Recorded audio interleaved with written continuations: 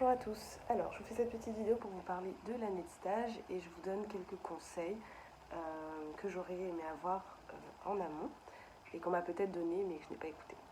Donc premier conseil, prenez contact avec votre établissement, ça paraît assez évident mais dès que vous avez les résultats du CAPES, vous prenez contact avec l'établissement, déjà pour connaître votre tuteur ou votre tutrice mais aussi pour savoir s'il y a un projet d'établissement, voilà, communiquer avec le principal, l'approviseur, etc. Peu importe. Mais prenez contact avec l'établissement. Deuxième chose, quand vous avez pris contact avec l'établissement et que vous savez quel niveau vous avez, alors vous êtes susceptible d'avoir un niveau ou deux niveaux. Oui, il y a un chat là. Donc un ou deux niveaux. Donc vous aurez à faire une ou deux progressions. Ça peut être bien de faire une progression pour savoir à peu près, même une progression vague, pour savoir à peu près comment va se dérouler l'année. Je dirais commencer à faire au moins une ou deux séquences si vous avez le temps. Parce que c'est bien de prendre de l'avance. Et dites-vous, ne vous mettez pas trop la pression parce que vous aurez rapidement des choses à modifier, vous ne connaissez pas encore votre public, vous ne connaissez pas encore vos élèves. Donc vous ne mettez pas trop la pression là-dessus, mais essayez de faire au moins une séquence. Je vous dis au moins deux, mais j'en avais même pas fini une, quoi, avant la rentrée. Voilà. Je vous dirais de faire de vos cours, des cours que vous donnez, votre priorité. Parce que c'est ce qui va compter le plus et a priori c'est ce que vous avez décidé de faire et ça va être votre carrière future. Donc faites en sorte d'expérimenter au maximum cette année, de mettre en place plein de projets, plein de choses que vous n'aurez peut-être pas le courage de faire de la même manière l'année prochaine ou que vous n'aurez peut-être pas le temps aussi de faire avec d'autres niveaux. L'ESP c'est important, mais dites-vous que... voilà.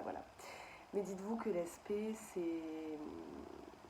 Certes c'est important, mais dites-vous que l'ESP, il y a des choses à prendre, il y a des choses qui sont moins bonnes à prendre. Donc nourrissez-vous au maximum de ce que vous pouvez. Essayez de communiquer directement avec l'équipe si vous avez des contacts. Si ce n'est pas le cas, dès la rentrée, commencez à vous présenter auprès de vos collègues. Moi, c'est ce que j'avais fait. Présentez-vous auprès de vos collègues, présentez-vous auprès de l'équipe en général, auprès des CPE aussi, parce qu'ils peuvent être de bons alliés, en tout cas, ils peuvent l'être, ça dépend des établissements, mais ils peuvent l'être. Essayez de vous organiser. Alors concernant l'ASP justement, je dirais que la priorité pour vous cette année, c'est notamment le mémoire. Donc faites en sorte de savoir au moins à peu près, pas tout de suite, mais d'ici, allez, fixez-vous fin septembre maximum. Dites-vous que vous avez un objectif, c'est de savoir à peu près quel... D'accord, voilà. Quel thème vous voulez traiter.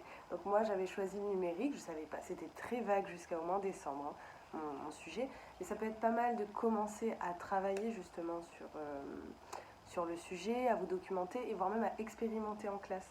S'il vous faut expérimenter en classe, faites-le. Pardon, ça peut servir. Ensuite, je vous dirais que la plus grosse difficulté, l'une des plus grosses difficultés de ce métier, c'est que on culpabilise pas mal pour certains, mais surtout on se remet beaucoup en question. Et faites en sorte de vous dire que bon, ok, tel cours ça n'a pas marché alors que j'ai tout donné. Ben, il y a eu des facteurs, il y a eu des choses.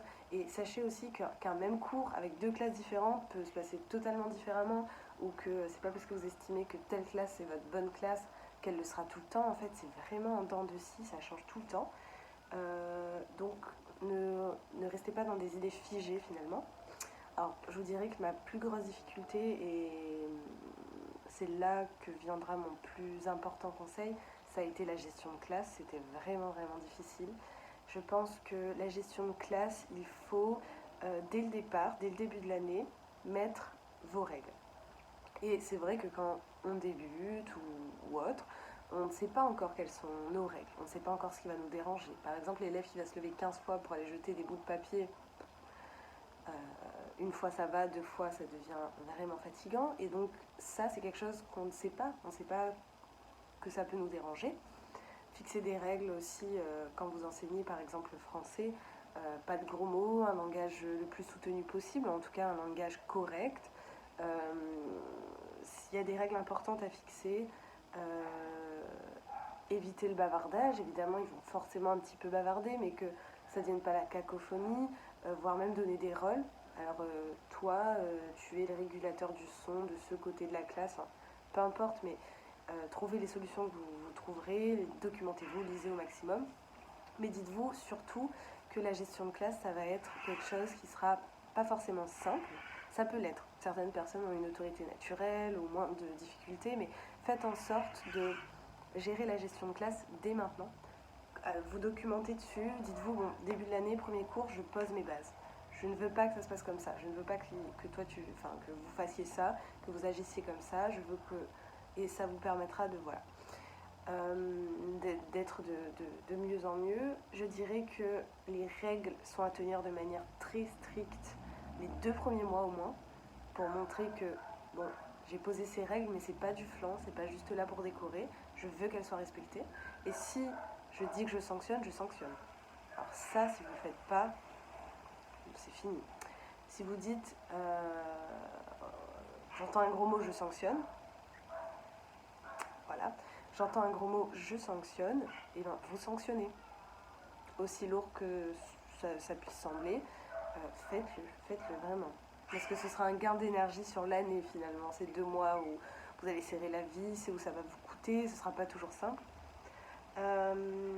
Voilà, donc définissez vos règles dès le début de l'année, et je dirais même, c'est un conseil que je pourrais donner, mais que j'aurais dû faire, bon c'est par rapport à mon expérience, dès le début de l'année, ce qui est bien, c'est d'entrer dans le cours en fait. Vous commencez l'année, vous avez par exemple, vous avez posé vos règles, voilà, vous leur faites signer un papier avec vos règles, ou peu importe, vous les dites à l'oral, et juste après, on enchaîne avec un cours. Qu'on voit que dans le cours de monsieur ou madame Intel, on n'est pas là pour jouer, on travaille dès le premier cours. Ça va participer en fait d'une réputation que vous aurez, et ça peut être vraiment nécessaire. Voilà, je pense que j'ai fait le tour. Voilà, n'hésitez pas à communiquer avec l'équipe et n'hésitez pas à voir d'autres collègues faire cours, pas que votre tuteur ou votre tutrice, même dans d'autres matières, parce que c'est justement la gestion de classe, le lien aux élèves, les travaux de groupe, c'est tout ça qui va vous inspirer. Donc voilà. Je vous souhaite un bon courage pour cette année qui sera riche en émotions, mais aussi riche en apprentissage, et qui est vraiment formatrice. Voilà, de bonnes vacances, profitez bien, et à bientôt. Si vous avez des idées d'autres vidéos, n'hésitez pas à les mettre en commentaire. Voilà, voilà.